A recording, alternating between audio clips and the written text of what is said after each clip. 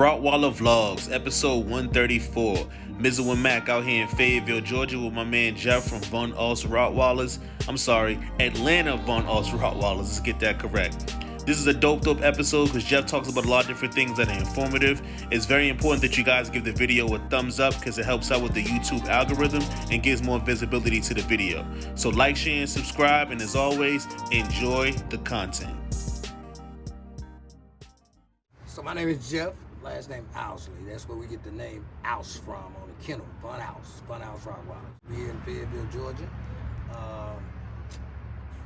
We've been trying to produce you guys some good quality stuff here, man. You know, I'm holding one in my hand. This is Beautiful puppy. one of the ones off of our male Django. The mama of this pup is Mila.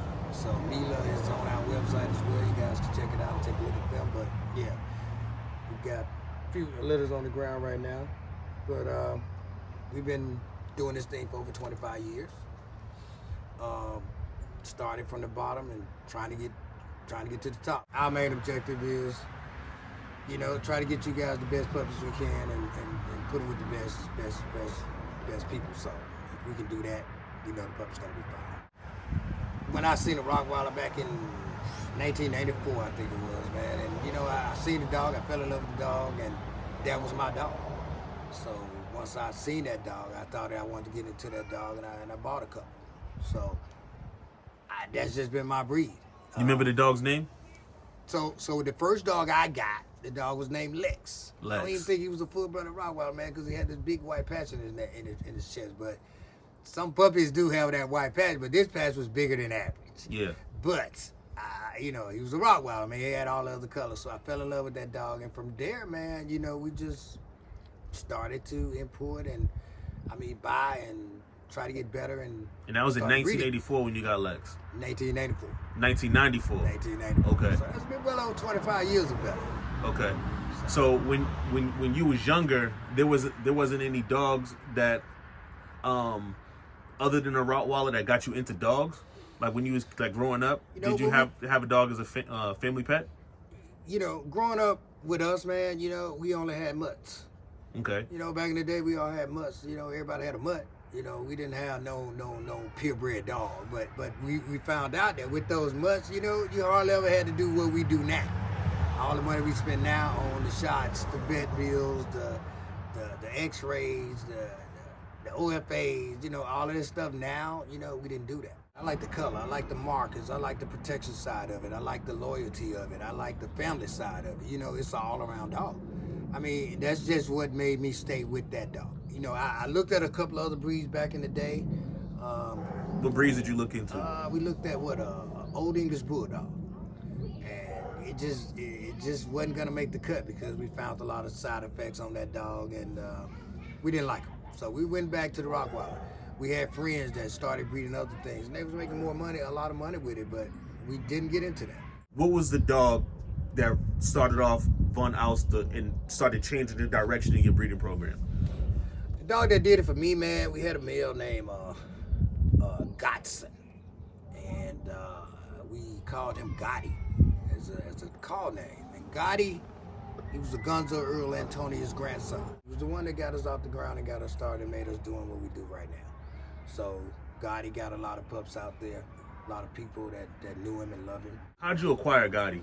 What was that story? How'd you get Gotti? You know, I ended up getting Gotti based on a friend that I knew. He got into some issues with Gotti. They got out, normally like a Rottweiler does, right? Mm-hmm. And the pound got involved, and he started having issues, and he said, man, I don't know whether or not I can keep him anymore.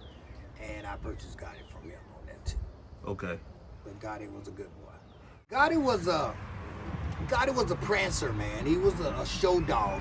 Okay. By bloodline. So when he walked, he struts, you know. Yeah, like that horse trot. Yeah, so he was a show boy. But he had a black face, kind of like Batman. Okay. He put that black face on those pups, man. He had that push face and the broad head. We even got him up on the website, man. He just had everything, man. He wasn't a Schutzen dog, but he was a show dog.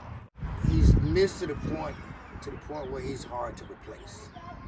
You know, I got another male. I've had two males since then, and Django is one of the ones that we got, but Django, yeah, it's just his own way, but Gotti is hard to replace. You know, it's just that family bond that we had with him. You could count on it for anything, man. You know, nobody's really gonna come around. Just his appearance alone would stop him. You know, that's what I say about that Rottweiler. But yeah, man, he's really, really missed. We lost him, and we had to take a couple of days to get back in the sync of things when we lost him. But we love him so much, man. We did a memorial on him. You know, we got a plaque built, got his grave. He's buried on the property as well. Headstone, plaque, all of that.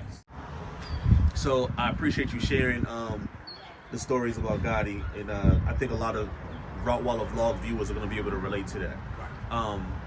But you have a very nice, robust male in Akbar Force Django with some amazing pedigree. You know, he got, Mauser back there. He has Japanic back there. Even Zeus from Nicola's line is in there, I believe, right? Yeah. Talk to me about your first import and ultimately acquiring Akbar Force Django, who is your main stud now, correct? Correct. Okay. Well, the first import. Yeah, Django was my first import, and importing is always tricky. So you got to kind of know the people that you import from.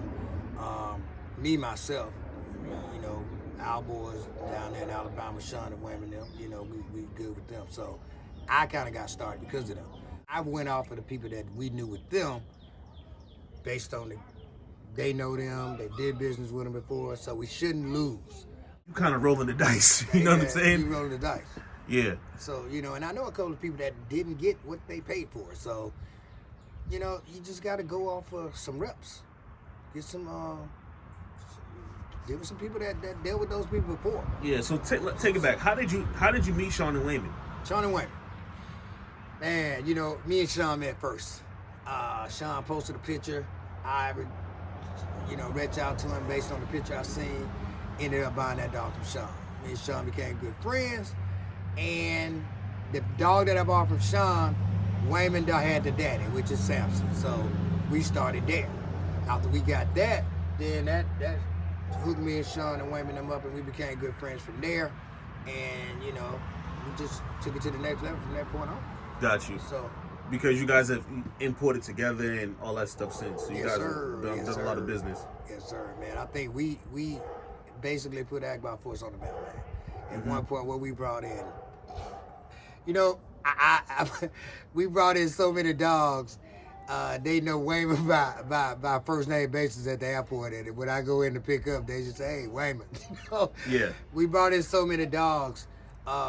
At some point, Custom took our dog. You might not even know the story, Mike, but yeah, Custom took our dogs, kept them overnight.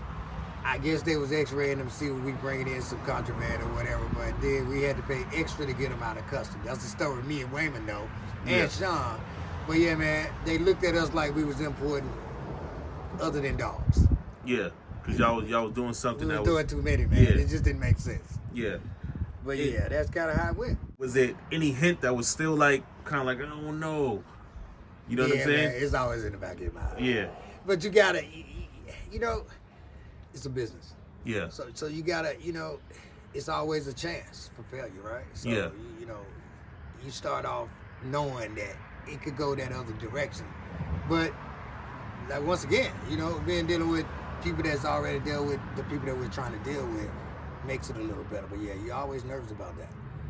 That's why you got to deal with somebody reputable. I've seen dogs here in the state that look better than some dogs you can import. I've bred dogs that look better than anything you can import. From following our puppies. We follow our puppies. We monitor our puppies. We want pictures. We want to see how they're doing. So we have bred dogs that look better than most dogs you can import. But it wasn't about the look, so to speak to me. Because the look says one thing, but the bloodline says another. Yes. So that pedigree is what I'm buying that dog on. Even though that dog might not look the look, can he produce that look? Yes. That's the big thing to me. This puppy right here, he look like this right now, but look at him in 3 years. It's all about the bloodline, where he come from is what's gonna tell the tale. Yeah. And that's why we breed on good quality bloodlines. We don't just take 2 dogs and breed them together and then we got puppies. We want to give you some good quality stuff. And how are we going to do that? We're going to study these bloodlines. We're going to make sure what we mix together is mixable. Talk to me about a little bit what you see as far as like the development of a Rottweiler. Well, you know, they always going to grow high. You can't say my last dog was this and this, that, and that, and then you get a new dog and then you kind of you're not giving your new dog all of his opportunities to be what he should be because you focus more on your last dog. So every dog is different, and most people got to remember that. So it's all about they're gonna grow high, you know. But 3 years this year, normally they prime. But normally, you know, we found that dealing with the people across the water, they breed earlier. They don't wait until 3 years to do their breeding. So, you know, we looking at a lot of that stuff now, but for the most part, don't count that dog out as a puppy. It's not a secret. I mean, you got nice dogs. Wayman got nice dogs. Everybody, you know, all of us got nice dogs, but they're different in their own way. Mm-hmm. And it's all about the bloodline that they come from that determines what they produce. How important is health testing to you within the breed and what you do? Hey man, health testing is very, very important. You know? And you know, if you're gonna breed and you're gonna sell puppies, you're gonna ask for, you know, some of the money that some of these kennels ask for and what we ask for as well. I mean, you got to do that. It's just part of what they pay for. You know, you don't want to put a dog out there that's bad, man, and it makes your name look bad behind that. So, you know, health testing, all of the stuff that we do, these shots, these deworming, these JLPP tests, these OFA tests, that stuff is very, very important. I mean, you don't want nothing coming from you that link to any of that stuff. Yeah. I don't. Yeah, well, that's it in a nutshell. Right. I think I know a good amount of people on the ATL Rottweiler scene. Right. And the truth is, I really don't think that we're as united as other places. That's just my opinion. I think that we could be a little bit more on one accord as breeders, in my opinion. When I go to different cities, like I'm traveling doing Rottweiler vlogs. I can use Dallas as an example. I mean, they got something special going on in Dallas, and I think that why can't we do that here? We got just as much. You know what I'm saying? Like the man who does Rottweiler vlogs, me, Mike Mongo, right. I'm right here in ATL. You see what I'm saying? Right. Like, so how do you feel about the scene, and what do you think about the division that's between the people that are here? It's called greed, man. Selfishness. You know, I mean, it's just, I guess, people don't trust, you know, and everybody thinks somebody else is gonna cut them out of something, and that's not what we're trying to do, you know. Yeah. We just want to get good quality puppies out there. We don't really care about cutting you out of that. I mean, even if the puppy's free, it's not all about the money, and that's what most people are probably tying this all to. Well, I'm about to say that's probably the realest thing you just said. It ain't always about the money. It's not about the money. Yeah. You gotta love to breed, and you gotta love to satisfy people. I like seeing smiles on people's faces. I mean, I don't want to go too far and go off track, but quick story. We sold the puppy died. We think PetSmart, the vet there, had something to do with that. But the people were so distraught, man, over that puppy dying, we told them, look, we'll give you another puppy. We don't want you to. We just felt so bad, man. Look, we said we're gonna give you another puppy. We're gonna try to make up. It ain't about the money with us. We don't want you to pay for anything. The next puppy we had, we breeders, we breed, so we got puppies. I mean, we don't have to sell every puppy we get. We can show some love, show some people some love, and make them happy. So I think the scene out here in Atlanta, we're talking about Atlanta now. Yeah. So it's all about the money. Yeah, we talk about our backyard, y'all. It's all about the money. Yeah. Somebody think they gonna get cut out of something based on if they know. And you know, it's all about giving advice. So I couldn't call somebody and get some good advice if I needed it. Well, I said it in my documentary. You was one of the first people who welcomed me into your kennel and gave me advice. I reached out to many people. Right. You know, nobody responded back. I told you about Rottweiler vlogs before I did it. Exactly. So looking, you know, to everybody listening to my voice, this is history that y'all I know, we right? talking about. This ain't nothing that this ain't really brand new. So yeah, I would like to see a little bit more unity. I love with Dog Life what they doing out in Dallas. I like what they got going on in Chicago, all these different places that I've been, and I just would love to see Atlanta, a Rottweiler meetup here, like something, a bite work event here, something, Exactly. Mike, in saying that, man, hey, I think we ought to get together and make something happen. Yeah, we talked about that a long time ago. Yeah, we did. Not pulled it. Yeah. But yeah, man, we just gotta. We know a lot. We know a lot of people. We know a lot of people that's doing it. We can make it happen. Indeed. And if you ain't with it, then don't come. We good. We got that. But I'm reaching out saying right now, man, we can make that happen if that's what you guys want to do. I think we should. Indeed. I don't know about Dallas or Chicago, but I know we're not like we should be here. Yeah. And we got 2 closed-up states, Alabama, Florida, Georgia. I mean, between all of us and just here in Atlanta, we can make it happen. So I appreciate you taking the time to be on Rottweiler Vlogs episode 134. 134 is your number. This is your episode. So the floor is yours to let the people know how they can get in contact with you and all that good stuff. Hey, well, we got a website out there. The website is Ous Rottweilers with an S.com. Visit the website, kind of check out, the girls, the boys, the puppies that we produce. We got the phone number there. We got the prices there. We on Facebook.